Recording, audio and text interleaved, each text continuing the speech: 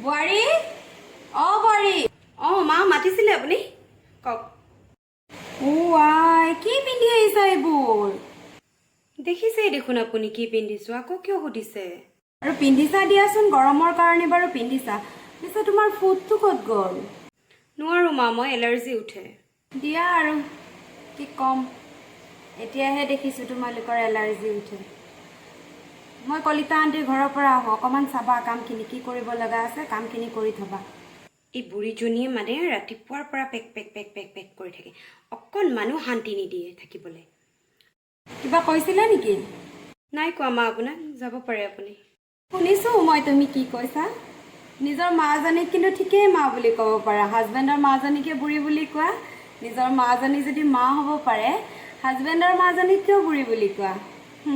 এনেহে দেখাত সহজ সৰল দেখাই ভিতৰে ভিতৰে চব শুনি থাকে